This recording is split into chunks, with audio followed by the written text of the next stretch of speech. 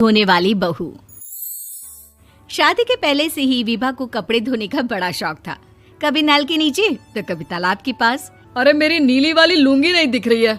विभा की अम्मा कहाँ रखी है लुंगी? अरे वो तो विभा ने परसों ही धोकर रखी थी आपकी अलमारी में, देखो वहीं होगी। वो ना मैंने आज धो दी, मुझे लगा कि गंदी हो गई होगी। अरे कैसे गंदी हो गई थी, उसे तो मैंने पहना भी नहीं। हे भगवान, इस लड़की के कपड़े धोने की आदत से परेशान हो गया हूँ मैं। जितना तो घर में राशन नहीं आता उससे कहीं ज्यादा डिटर्जेंट पाउडर का खर्चा है। इसकी शादी करवा दो, शादी जाए अपने घर में ही करे काम, फिर चाहे घर के कपड़े धोने हो या पूरे गांव के। हाँ ठीक बोल रही हूँ, देखता हूँ मैं कोई लड़का। वो दिन भी आ जाता है जब विभा को देखने लड़के वाले आ जाते हैं। लड़की मुझे अच्छी लगी। होने वाली सास कहती है, बेटी अगर कुछ पूछना है तो पूछ लो। वैसे तो हमारी लड़की बहुत ही शर्मीली है, जो बोल दो वो मान लेती है, इसे क्या पूछना होगा। अरे कैसी बात कर रही हो माँ, मुझे इन लोगों के घर रहना है, सवाल तो कई है। हाँ हाँ बेटा पूछ लो ना, क्या पूछना है। आप लोगों के घर कपड़े कौन धोता है? सास का मुंह बन जाता है। देखो अगर तुम ये कहना चाहती हो कि तुम्हें कपड़े धोने नहीं आते तो सुन लो, कपड़े मैं ही धोती हूँ, लेकिन तुम्हारे आ जाने के बाद मैं रुमाल तक नहीं धोऊंगी। अरे चुप रहना भाग्यवान, बहू बेचारी घर आई नहीं, उसे डराना शुरू कर दिया। वो क्या है ना बिटिया, अभी तक तो ये कल्लू की माँ ही धोती थी, लेकिन अब तुम्हारे पापा तो दहेज में वॉशिंग मशीन देंगे ही। तभी विभा की माँ बोल पड़ती है, सवाल भी पूछा तो क्या। वैसे भाई साहब, मशीन की तो फिर भी कपड़े धोने की कैपेसिटी होती है। मतलब जो बिटिया दे रहे हैं ना विभा, इसे कपड़े धोने का बहुत शौक है। ये आप लोगों के क्या, आस पड़ोस गांव मोहल्ले सबके कपड़े धो दे और उफ तक ना करे।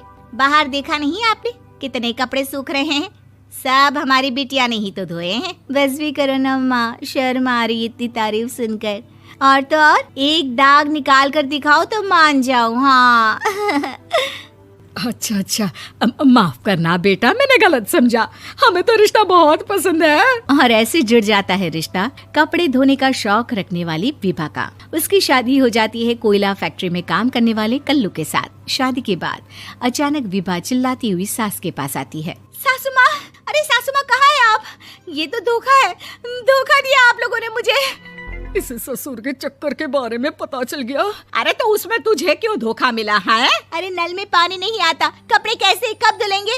अच्छा तू पानी नहीं आ रहा उसकी बात कर रही है। तो आपने क्या सोचा? कुछ नहीं। अच्छा तेरी माँ ने कहा था कि कपड़े धोने का शौक है तुझे, याद आया मुझे। शौक बोलकर कपड़े धोने वाले मेरे जुनून को कम ना आके सासू माँ, कपड़ा धोना मेरा गुरूर है। तभी पति भी वहाँ आ जाता है। अभी मैंने इसे सनी देओल की फिल्म दिखाई है, उसी के डायलॉग मार रही है माँ। अच्छा सुन, साफ साफ बता रही हूँ, पानी सुबह 4 से 6 और शाम को 10 से 12 आता है, समझी? विभा टाइमिंग सुनकर हैरान हो जाती है। ये क्या भूतों का मोहल्ला है? सुबह 4 बजे उठकर कौन कपड़े धोता है? 4 बजे टंकी में पानी जाता है, फिर सारा दिन धोना ना, किसने मना किया? अरे कैसी बात कर रही है? 200 लीटर की टंकी में कितने कपड़े धो लूंगी मैं, सुबह ही उठ जाऊंगी मैं। अब क्या था, विभा सुबह 4 से लेकर रात के 12 बजे तक कपड़े ही धोती रहती। एक रोज सास पड़ोस से निकलकर कहीं जा रही होती है कि साथ वाली कहती है, हाँ कल्लू की माँ, जरा ये बताओ कि 2 साड़ी है, 2 ब्लाउज और एक पेटीकोट और एक नाड़े वाला लंबा कच्छा। हाँ तो? अरे तो क्या, कितना लोगी धुलाई ये बताओ। धोबन दिख रहे हैं हम क्या? हमारे पति सरकारी नौकरी से अभी रिटायर हुए हैं और बेटा सुपरवाइजर है कोयला फैक्ट्री में। धोबन समझ रखा है हमें? हाय रे कल्लू की अम्मा, माफ कर दो, वो तो मोहल्ले में यही सब बता रहे थे कि तुमने बहू को कपड़ा धुलवाने के काम में लगा दिया है। सास को पड़ोसन की बात सुनकर गुस्सा आ जाता है। वो घर पहुंचती है जहां घर के बाहर ही इतने सारे कपड़े सूख रहे होते हैं जितने कि किसी धोबन के घर पर। अरे ओ कल्लू की दुल्हन, बाहर निकल। माँ जी यहीं आ जाओ, बाथरूम में चादर धो रहे हैं हम। अरे अभी हम धोते हैं, तुमको बाहर निकलो। ये आस पड़ोस वाले बोल रहे हैं कि हम बहू से कपड़े धुलवा कर उसे कपड़ा धोने वाली बना दिए हैं। अरे छोड़ो ना माँ जी, किन लोगों की बातों में आती हो? आस पास के लोगों का तो काम ही होता है कि वो किसी तरह सास बहू को लड़ा दे।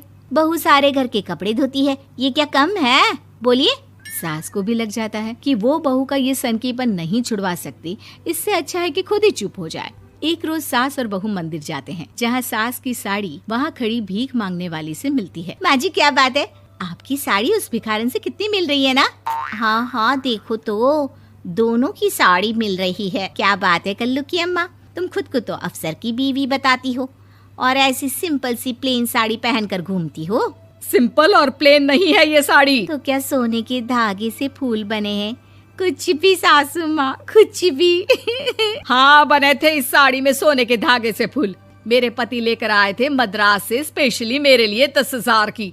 ताहे भाई साहब इस भिखारन के लिए भी सेम टू सेम साड़ी लेकर आए होंगे 10,000 की। सास उस वक्त तो कुछ नहीं कहती, लेकिन बहू के साथ घर आती है और अलमारी से एल्बम निकाल कर लाती है। ये साड़ी देख रही है, ये वही साड़ी है जिसे मैंने अभी पहना था।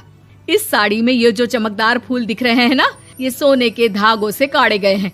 लेकिन तू लोकल वॉशिंग मशीन ब्रश से घिस घिस कर सारे फूलों को निकाल कर साड़ी प्लेन कर दी। मुझे माफ कर दीजिए सासू माँ। और तो और, जब मैंने तुझे तेरी गलती के लिए कुछ नहीं कहा, लेकिन तूने तो सबके सामने मेरा मजाक ही बना दिया। क्यों? बहू को समझ में आ जाता है कि अब से उसका कपड़े धोना